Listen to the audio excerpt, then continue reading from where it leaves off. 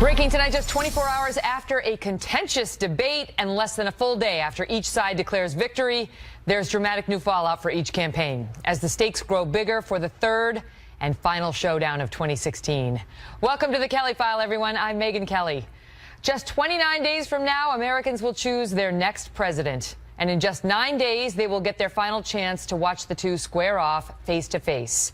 Today, both candidates have been hitting the campaign trail and each other hard. Watch. Any of you see that debate last night? I'll tell you what, I'm not sure you'll ever see anything like that again. So everybody saw the debate last night, so let me tell you. When I said we are going to get a special prosecutor to figure this deal out. Remember what Michelle Obama had said. To paraphrase her, one of us went low and one of us went high. I have never been so ashamed of this country as what's gone on with Hillary Clinton. Without the media, Hillary Clinton couldn't be elected dog catcher. I mean that. It's true. In moments, we will speak with Jason Miller, the Trump campaign's senior communications advisor, and we'll be joined by Mark McKinnon, political insider and executive producer of The Circus on Showtime. But we begin tonight with our chief political correspondent, campaign Carl Cameron, reporting tonight from Wilkes-Barre, Pennsylvania. Carl? Thanks, Megyn. In the aftermath of last night's debate, House Speaker Paul Ryan today held a conference call with the Republican conference of the House and told them that for the final month of this campaign, he's not going to talk about Donald Trump and dedicate all of his time and focus on helping House Republicans maintain their seats and the majority. Pretty tough stuff from Paul Ryan. In contrast, Reince Priebus, the head of the Republican National Committee, said that he's standing by and the RNC is standing by Trump, and they will continue to help him with ground game and financing, notwithstanding some misgivings within the RNC with Republicans on Capitol Hill and many around the country. Trump tonight here in Wilkes-Barre, Pennsylvania, has not been using his teleprompter. It was a stem-winding speech thus far, and he went hard again after Hillary Clinton and the media. Watch. We have to make sure that this election is not stolen from us and is not taken away from us.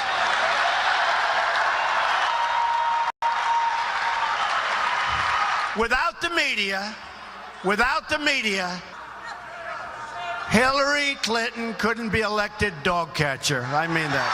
It's true. True. Trump made a point today of telling Pennsylvanians they have to keep a close eye on Philadelphia, suggesting there may be some voter fraud there. And in the weeks ahead, he said, he'll have 3, 4, 5 events a day, travel all over the country, and he may be limping, but at the end of the campaign, he thinks he's still going to win. Megyn? Carl, thank you. Wilkes-Barre. Every 4 years we go there. I always forget. Anyway, apologies. So one of the most talked about moments of the night did not even happen on the stage, but it happened behind the scenes, involving the people who would sit in Donald Trump's box at the debate.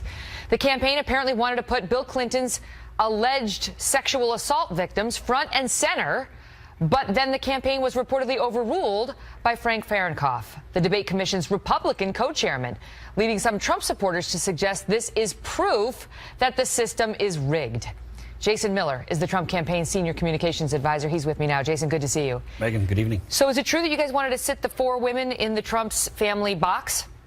Well, absolutely. And we should have been allowed to, but that was yesterday, and now we're on to the rest of the campaign. Do you feel like you were treated unfairly, given that Mark Cuban was allowed to sit in the front row for Hillary at the last debate? Look, there have been a lot of issues with this debate commission, from the mic incident at the first debate to the incident last night. But despite all of that, and despite the pile-on, the 3-on-1 we had with the 2 moderators against Mr. Trump, so ultimately became a 3-on-1 during the debate. I thought he still did really well and won the debate. There was some rumbling about Trump demanding that Frank Fahrenkopf be removed from the commission, not have anything further to do with these debates. Is that a position you guys are taking? I don't know if anything formal has been said yet, but we're clearly not happy with some of the way things have been run so far. But he's going to be in Vegas. Trump's showing up at that debate in Vegas.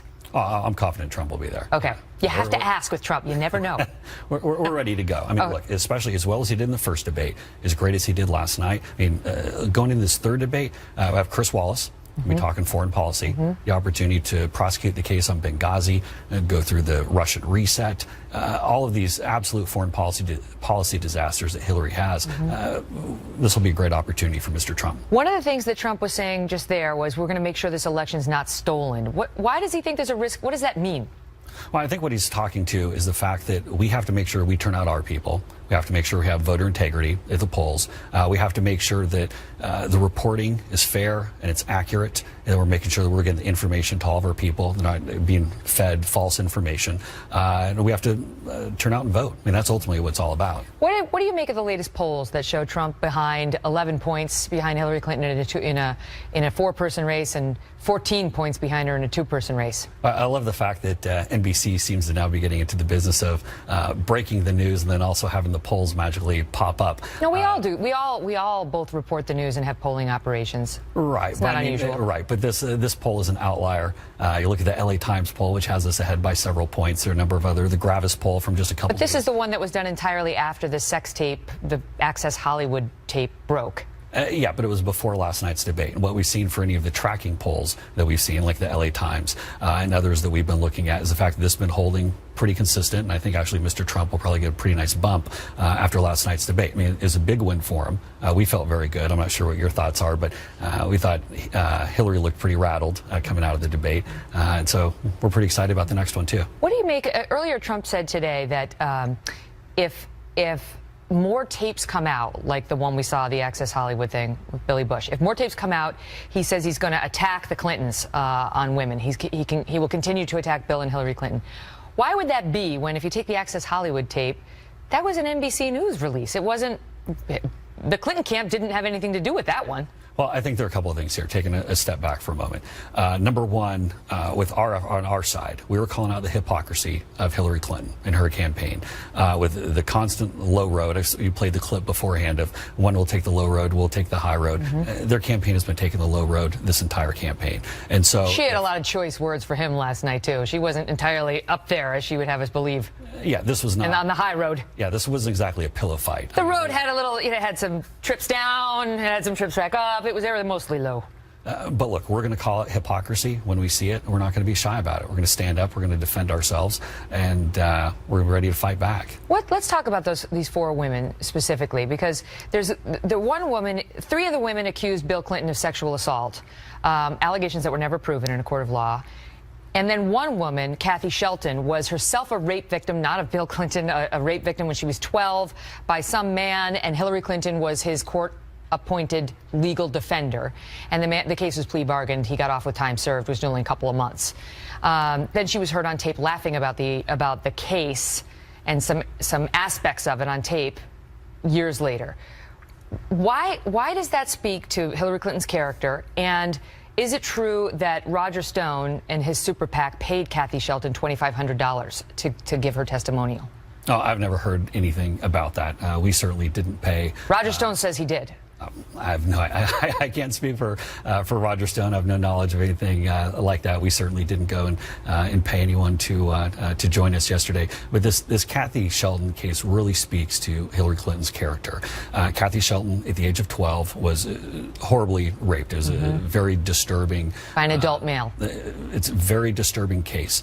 And Hillary Clinton... this is her in the blue, just for our audience. Go ahead. Hillary Clinton had the option to take this case. She didn't have to go and take this case. That's disputed. She says she was court appointed, and the prosecutor in the case agrees with her. Okay, I'll disagree on that. She didn't have to take this case. Okay. She was able to essentially bring down the charges for the man who brutally raped Kathy Shelton. And as you said, there was audio recording where, as they were talking about the polygraph test, where Hillary Clinton was chuckling that she... we have that. Can we listen to it? Yeah, please. Let's listen to it, where she's talking about the polygraph and how she no longer believed in it after this case. Listen. Of course, he claimed that he did all this stuff. He took a lie detector test. I had to take a polygraph, which he passed, which forever destroyed my faith in polygraphs.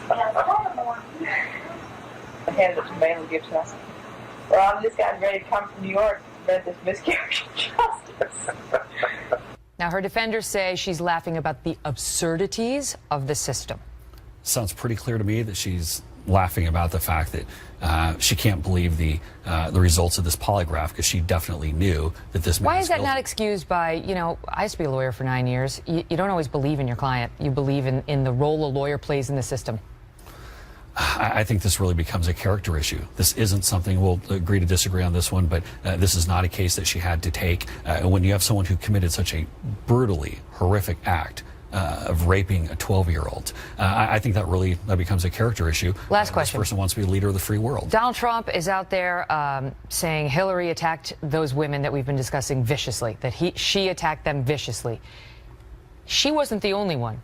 He did too. And here's a sampling of that. Watch. Bill Clinton was the worst abuser of women ever to sit in the Oval Office. He was a predator. Look at the trouble Bill Clinton got into with something that was totally unimportant. And they tried to impeach him, which was nonsense. If they want to release more tapes saying inappropriate things, we'll continue to talk about Bill and Hillary Clinton doing inappropriate things. I don't necessarily agree with his victims. The victims are terrible.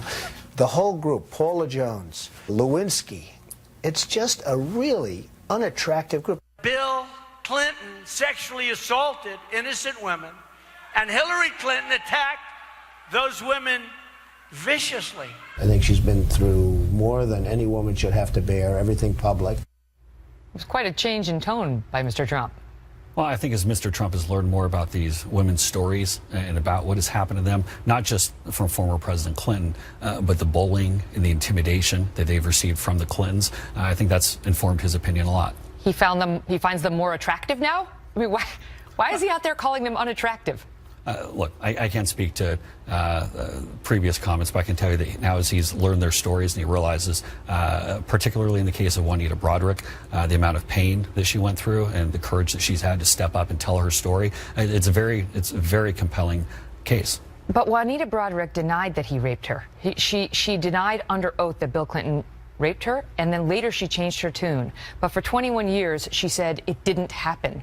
So how are the American public supposed to hold Hillary Clinton accountable for believing Juanita Broaddrick the first time in her under oath testimony that it didn't happen? Well, I think she was intimidated. I think that this, but now what we're seeing is the courage. But Juanita came out and told the FBI investigators that she wasn't intimidated, that no one from the White House ever pressured her or intimidated her. If you look at the conviction and the way that she's telling her story, there's no way someone can watch her interview. Breitbart posted an interview the other day of this. There's no way that someone can watch that and think that she's not telling the truth. I mean, this is a woman who has gone through a lot, and why would she be putting herself out there if this wasn't true? Jason, great to see you. Thanks, Megyn. A pleasure. Well, joining me now with more, Mark McKinnon. He's the co-creator and co-host of The Circus on Showtime. He also served as chief media advisor to President George W. Bush. Mark, good to see you. So let's just to start with the women for a second. So there are some questions about these alleged sexual assault victims, and they never proved their cases, okay? But Kathy Shelton is a different story. She was raped. Hillary Clinton did defend the man who did it. And does sound very callous, discussing a case in which she attacked the character of that little girl. I mean, it's beyond, she got a plea bargain. She attacked the character of that little girl in order to get a better deal for her client. And that may be very off-putting to people. Could be, Megyn, and whatever you think of on any of these women, the fact is that the Trump campaign and Jason have just very effectively changed the dialogue. We're no longer talking about the tape and Billy Bush. We're talking about the Clinton women. In fact, you just spent 15 minutes talking about the Clinton women. So by Trump rolling out these women an hour before the debate, that was the boldest act of political theater I've ever seen in my life. And this is somebody who knows political theater we're talking to here. And one of the things I did last night for the circus, I interviewed, I've been in the business a long time, but there's people like Dan Balz, the dean of the Washington Press Corps, and others who've been around longer than I have. Never have they ever seen anything close to this. And it was amazing last night just to be in the hall and watch the jaws drop when Donald Trump walked out with all these women. So they have strategically, effectively done what they wanted to do, which is to change the subject. And yet, you tell me whether that group of suburban women who Trump needs so much is going to react well to that discussion, and it's going to make them want to vote for Donald Trump. I think it's highly questionable. I doubt it. But his imperative and the campaign's imperative right now is to stop the bleeding. They needed to show their supporters, their base, that he was still in the game, that he still had the fight. And that's exactly what they wanted to see. So he just needed that to get back in the game. Now, whether or not he can advance the ball further, we'll see in the next 30 days. What did you think of that tape, Mark? I mean, when you saw that tape of Trump on the bus with Access Hollywood talking about grabbing women between the legs and so on. I was shocked. I mean, you know, people say that's locker room talk. I've been in a lot of locker rooms. I've never heard anybody say that. It was the entitlement that you can do anything you want. That's what's different. That's the step further. I mean, we say a lot of unpleasant stuff in locker rooms, but we don't talk about saying, you know, because of who I am, I can do whatever I want to women. That's where it went over the line, and I think that's where it's having a big impact. I mean, it's good to hear you say that. I mean, I think most women are not in the men's locker room for that kind of talk. Well, that's one of the things I hate about this tape is that a lot of women now are saying, oh, that's what all men say in the locker room because that's what, you know, Trump defenders are saying. That's not true. Right. You know, it's really not true. Right. And, you know, most of us can only speak for the men in our lives, but I can tell you my husband doesn't talk like that. Never has. Right. Mark, great to see you. Kick it. Love that. Kick it. He's so cool. I want to be as cool as he is, and I never will be. And a reminder that the next and final and probably most important presidential debate is less than 10 days away now. It will be moderated by our own Chris Wallace. As you know, he's the anchor of Fox News Sunday. He was our co-moderator in the GOP primary debates this election season. He knows the drill. And it will all go down in Las Vegas, Wednesday, October 19th at 9 o'clock. Then stay tuned for a special Kelly File live at 11 with a complete wrap-up and analysis of the night's biggest moments. So we now have the first poll since the story broke about Trump and the videotape. And two of America's most important political number crunchers join us next on what we're seeing and why. Tom Bevan and Larry Sabato. Double dose of trouble are next. Plus, new worries on Capitol Hill this evening about whether Republicans can hold either the Senate or the House now. Chris Steyerwalt and Governor Mike Huckabee are here on what the GOP needs to pull this out. 29 days until the election, 9 days until the final debate, and 11 points separating Hillary Clinton and Donald Trump in the latest national poll. Today's Wall Street Journal survey, taken before last night's debate, turned heads by showing a bigger than ever gap between the Republican and Democratic nominees. In a four-way race, it's 46% for Mrs. Clinton to Trump's 35%. Those numbers help give her a 5-point lead in the Real Clear Politics average of all polls. Joining me now, co-founder and publisher of Real Clear Politics, Tom Bevan, and the director of UVA's Center for Politics, Larry Sabato. Great to see you both. Tom, let me start with you on this NBC poll and whether it is an outlier and problematic for any other reasons. Well, no. I mean, what any poll will do will give you a snapshot of a moment in time. And obviously, this poll was taken sort of at the height of the frenzy, right? The tape breaks on Friday. This was taken on Saturday and Sunday, pre-debate.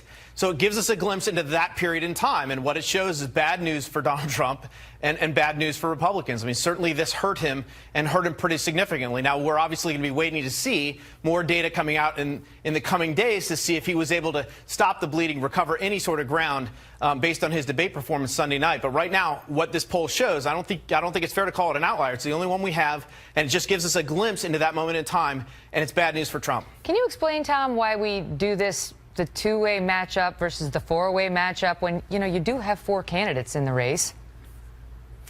Yeah, it's a good question. I mean, I tend to look at the four-way race because we have four candidates in there. Reality. And certainly that's reality. That's where it is. Okay. But we didn't always have four candidates in the race. And so I think organizations started out polling the two-party race and added the third and fourth party or third-party candidates later on when they entered the race. And they just kept polling the two-party race the entire time. Even though it's totally irrelevant. Got it. Okay. Larry, let me ask you. You made some big shifts today in your electoral college map that now gives Hillary Clinton a likely 340 votes in the Electoral College. She needs 270 to win. You made 7 moves, including in states like Ohio and Pennsylvania.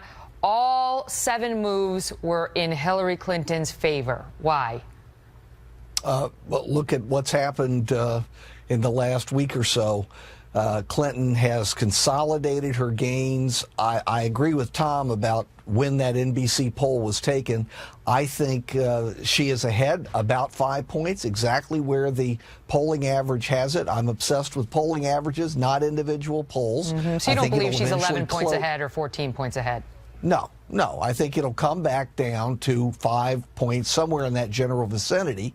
And remember, a 5-point lead will give you a very substantial electoral college lead. That's where it is right now. Do I know what's going to happen at that third debate? Do I know what Chris Wallace is going to ask? Do I know what the candidates are going to say? Do you know what WikiLeaks has? Do I know what WikiLeaks has? No, they don't share it with me. Right. I have no idea what WikiLeaks has. Right, I mean, there are all sorts of contingencies. These maps change, because real events matter, particularly at this moment. But, Megyn, I'm going to have to stress one thing. There aren't that many undecideds. I think Tom will agree with me on that. I'm not going to say the cake is baked. I'm not going to say the cement is totally set. But there aren't that many real undecideds who will shift back and forth. So where do we stand now, before I let you go? Tom, I've asked you this almost every time you've been on, but now where do you put the percentages in terms of her likelihood to win versus his? And then, Larry, I want you to answer the same thing. Well, as you remember, Megyn, I mean, Trump had gotten, up in the 40-45% range. I think he's back down now in the 20-25% range. I mean, he has taken steps back over the last couple of weeks. And the question is whether he's able to take any more steps forward and whether he has enough time to take more steps forward, given that there's only a couple more pivot points. Again, we don't know what's going to happen, but he is now behind the 8 ball with just, as you said, 29 days left to go. It's a tough place to be. Larry? Last time I told you 65% chance Clinton would win. I would increase that to 70 to 75%. So Tom and I are in about the same place. Wow, you're in exactly the same place. Great to see you both. Thank you, gentlemen. Thank you. So with Hillary Clinton gaining ground in these recent polls, what does it mean for the Republicans' chances to hold the Senate and the House? Might she be on her way to undivided government? Chris Stirewalt and Governor Mike Huckabee are here next on that. Breaking tonight, in just the last couple of hours, the RNC released a statement saying it is standing behind Donald Trump tonight after a day of drama involving several party leaders. It all started with House Speaker Paul Ryan telling fellow Republicans he will no longer campaign for or defend Donald Trump at all. Instead, the speaker says he is focused entirely on keeping Republican control of Congress, but he's not withdrawing his endorsement. For months, we've heard that Republicans are at risk of losing their majority in the Senate, but now there are growing concerns that GOP may lose control of the House as well. Governor Mike Huckabee is here on how the Trump campaign is reacting to all of this, but we begin with Chris Stirewalt, co-host of the new show Perino and Stirewalt. I'll tell you what. Chris, great to see you. So is that real? It would take 30 net seats, for the Democrats to gain a net of 30 in the House to retake control there. It would take the kind of nuclear behind whipping that the Wall Street Journal poll hinted at. I don't know whether Donald Trump was really that far behind, double digits behind. But that poll did say that at that moment, the generic ballot, when we ask voters, when pollsters ask voters, which party would you prefer to be in control of Congress, the Republicans were down 7 daggone points. Now, that would be the area where you start to look at the House, even though the Republican majority looks quite sturdy. And is that what led Paul Ryan to come out today? Because what we're being told is that the chairman of the House GOP campaign arm, who'd been briefed on the situation, he warned the lawmakers that the, quote, ground is shifting. And the next thing we knew, Paul Ryan was gathering everybody saying, I have a message. Save yourselves. Run for your lives. I sort of picture Paul Ryan. He throws the papers up in the air and he said, do what you want. I don't care. Right. I'm out. Look, Paul Ryan has a choice. He is sort of on a keelboat out in the Mississippi. And on one bank, you've got the severe danger that comes from Donald Trump's populist movement and people that say that they will spike this election for Republicans in the House and in the Senate if the party does not uniformly back Trump. That's bad. They can cost the Republicans key seats. On the other side of the river, over here on these rocks, are all of these millions and millions and millions, many more humans of independent voters who say, holy crokinole, Republican Party, you guys are a mess. So he's trying to get between these two banks, and it ain't easy. Right, because it's hell either way. But do you really believe that the Donald Trump supporters would vote Democrat in their congressional elections if these House Republicans just didn't back Donald Trump? They didn't say anything about him, but they just failed to back him. It's not that they would vote Democrat, it's that they wouldn't vote. It's the reverse of what the Never Trump people are threatening to do at the top of the ticket. They say, we'll vote for Republicans down ballot, but we're not going to vote for Donald Trump at the top of the ticket. This is the Trump populists saying, oh yeah, conservatives, how about this? We're going to vote for Donald Trump at the top, and then we're going to skip your people going down ballot. So this is the kind of suicide, this is a death pact that the Republican Party is entering into. Meantime, Ryan is keenly aware of these other voters who are out there that are basically being ignored and neglected. These are the swing voters. These are the suburban voters who decide every election. They're looking on to this death match that's taking place, and they're saying, what is going on? You've got unhappy humans on the Trump side. You've got unhappy humans on the Never Trump side. And you've got very happy humans on the Hillary side watching all of this. Like they said, Jen Palmieri, her communications director yesterday, was actually having a beer before the debate. Like, yeah, hey, woo! Like the Saturday Night Live skit. But I don't think she was in that same stage at the end of the debate. Chris, great to see you. You bet. So not only did Donald Trump today hammer Paul Ryan for failing to offer more support, some of his top surrogates also made sure that the message from the Trump campaign was loud and clear. Here's former House Speaker Newt Gingrich. My only advice to Republican leaders is simple. In the end, you either help defeat Hillary Clinton or you help elect Hillary Clinton. I think to sit on your hands, to find some pretense because Donald Trump isn't pure enough, so you're willing to have Hillary Clinton get elected, is an enormous disservice to the future of the country and the future of our children and grandchildren.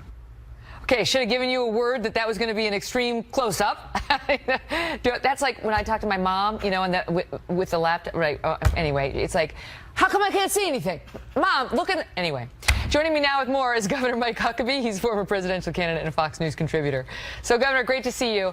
This is what we've heard from the Trump supporters all along, that, look, you may not love Donald Trump, but he won this thing fair and square. And if you don't get behind him and fight to the bitter end, it's going to cause recriminations in the party for years to come.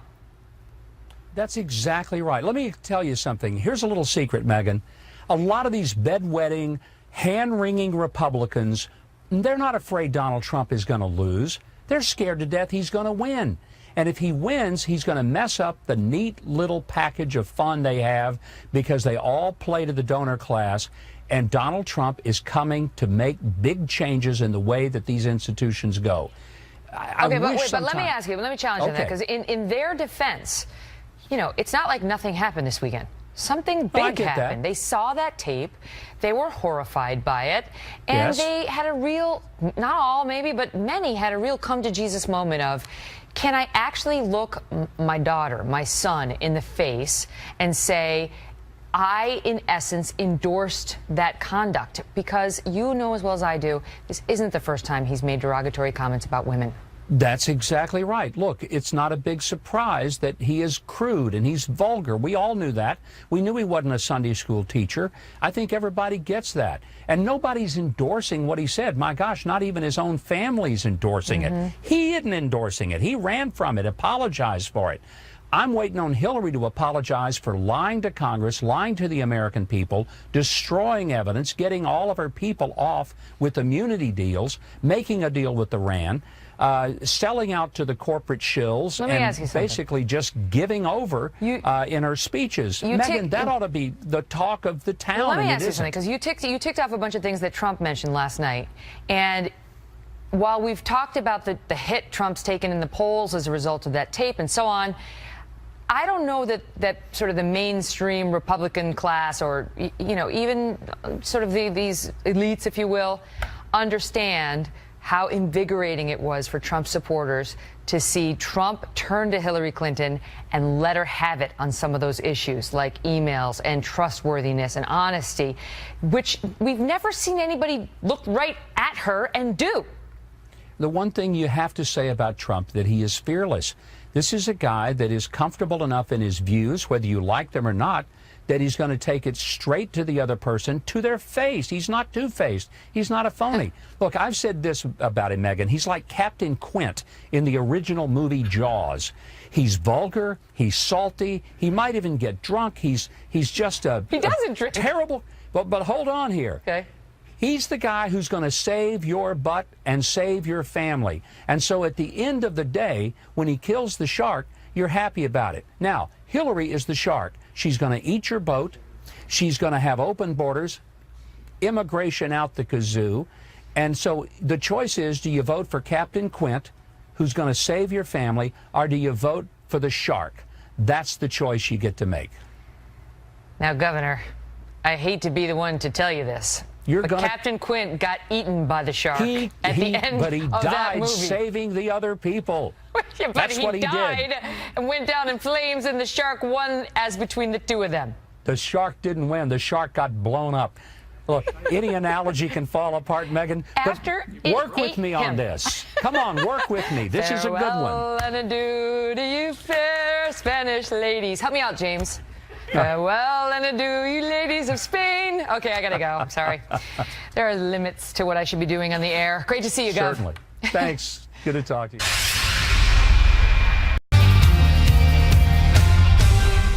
So, putting De Niro down as an undecided. No. It was just 3 days ago that the Kelly file ran that video message from Robert De Niro for the first time anywhere. And in just 72 hours, it has reached some 56 million people. One of those folks just happened to be Jon Voight, a well-known Hollywood actor and one of the town's most outspoken conservatives who had a message of his own for Mr. De Niro. Trace Gallagher has the story. Trace? Megyn, the 54-second clip of Robert De Niro going after Donald Trump was supposed to be part of a Get Out the Vote campaign video, but De Niro's part didn't make the final cut. As you say, it did, however, make the final cut of the Kelly file on Friday night. And when it hit the Kelly file Facebook page, it caught like wildfire. 17.5 million views, nearly 500,000 reactions and comments. And by the time it was posted, reposted, and shared, it reached more than 56 million people. Here's another sample in case you missed it. Watch. He talks how he wants to punch people in the face. Well, I'd like to punch him in the face. This is somebody that we want for president? I don't think so. If you weren't counting earlier, De Niro called Trump a dozen names, but Raging Bull got some pushback from Midnight Cowboy, with actor Jon Voight saying he was ashamed of De Niro's comments and that De Niro's rant was more damaging than when Donald Trump said to Billy Bush, quoting here, "I am calling for all Trump supporters to express their outrage and anger against De Niro and all Republican turncoats. Let Donald Trump know we are completely behind him, and may God give him the strength to continue his calling." De Niro, who's in Dubai promoting his resort, both defended his comments and took a swipe at Jon Voight, quoting, "Voight is a nice guy, but he's delusional. The Republican Party has rationalized that his guy is saying that this guy should be president. It's awful. They will self-destruct." De Niro says you might not feel you can trust Hillary Clinton, but, quote, "she's a grown-up." Megyn. Trace, thanks. Joining me now with more, David Wohl. He's a Trump supporter and attorney out in California, Los Angeles, along with Crystal Ball, a Clinton supporter and senior fellow with the New Leaders Council. Great to see you both. Great to see you, Megyn. So this got to be personally painful for you, David, to see, you know, I'm sure you admire Robert De Niro because I think every man in America does. And yet there's a division here. There's a clear division among some of the Hollywood elites. Well, you know, the same guy who gives us Taxi Driver and Goodfellas grabs his camcorder, goes into his basement, and shoots this defamatory, insulting, threatening selfie video, basically proving that he has Trump derangement syndrome, Megyn. The Hollywood left can't stand the popularity that Donald Trump has attained over the past 6 months or so, and they can't stand the fact that their candidate is an awful candidate. Now, along comes Jon Voight, who I've met a couple times, Megyn, at dinners in Santa Monica, attended heavily by conservatives in Hollywood, and believe you me, that number is growing. And he is an eloquent, powerful, strong, thoughtful man. He gave a speech at the end of one of them not long after Andrew Breitbart died, who was a friend of his. And he's an amazing guy. He's not over the top. He's not threatening. He just basically says, look, we have our point of view. You have yours. Lay off. Don't insult. Don't threaten. Get out of town. Crystal? Well, Megyn, I'm a little confused because it seems to me like what Robert De Niro was doing here is, you know, shooting from the hip, telling it like it is, speaking from the heart. And I thought the Trump people loved that stuff. So I don't understand the outcry. But, I mean, seriously, his language is so tame in compared to what Trump himself says about Hillary Clinton, about immigrants. What do you make of this argument, Alicia Crystal, Machado, that, you know, all men speak like this? This is what Trump's defenders are saying. So, you know, I actually had a Trump defender tell me this today about my own husband, that he promises me that my own husband speaks like this when I'm not around. And I find it so deeply offensive, not only to me personally, but to men across the country. I mean, who are you to say this is what men are doing, every single man in the country? It's not true. Sure, are there men that talk like that? Of course. But to brag about sexual assault, this is something that all men and do. And to tell our I little don't think boys so. and girls that this is the norm. To tell my son that right he's going to speak David. like that I'll when give he David grows the final up. word on it. I don't. Megan, I don't. I certainly don't talk that way, but I've heard it in locker rooms. I've heard it at parties. I've heard it in bars. We're mean, not it's voting for something those that people takes for place. president. He apologized for it. Why Gotta doesn't go. De Niro get into his basement and shoot an apology video? That would take care of the whole problem. Great debate, you guys. Good to see you. Up next, WikiLeaks. Well, a new WikiLeaks email dumped today showing some strained relations within the Clinton camp after one of Bill Clinton's closest friends is shown saying some unkind things about the former president's daughter, Chelsea. Trace Gallagher has the details from our West Coast newsroom. Trace? Megyn, the emails from 2011 were allegedly written by Doug Band, who at the time was helping run the Clinton Foundation, was serving as a top personal aide to former President Bill Clinton, and also had his own global consulting firm called Teneo. Apparently, Chelsea Clinton, who was taking on a bigger role at the Clinton Foundation, was concerned that Doug Band and his employees at Teneo were using her father's name without his consent to drum up business. Well, Doug Band didn't appreciate Chelsea's involvement, writing, quote, "She's acting like a spoiled brat kid who has nothing else to do but create issues to justify what she's doing because she, as she has said, hasn't found her way and has a lack of focus in her life." Band also made it clear he didn't like the idea of Chelsea Clinton questioning potential conflicts of interest between his consulting firm and the Clinton Foundation, saying, quote, "I don't deserve this from her and deserve a tad more respect, or at least a direct dialogue for me to explain these things." Doug Band even complained that he had to talk a former Clinton Foundation financial officer out of killing herself. Quote, "She called to tell me the stress of all this office crap with WJC, William Jefferson Clinton, and Chelsea Victoria Clinton, as well as that of her family, had driven her to the edge." The latest WikiLeaks dump also has emails from 2015 showing the Clinton campaign compiled a, quote, hits file on Bernie Sanders on how to attack his progressive credentials on things like guns, Wall Street, and taxes, and still other emails about how Hillary should respond to questions that try to connect the Clinton Foundation to her actions at the State Department. The Clinton campaign is tying the email leak to Russia.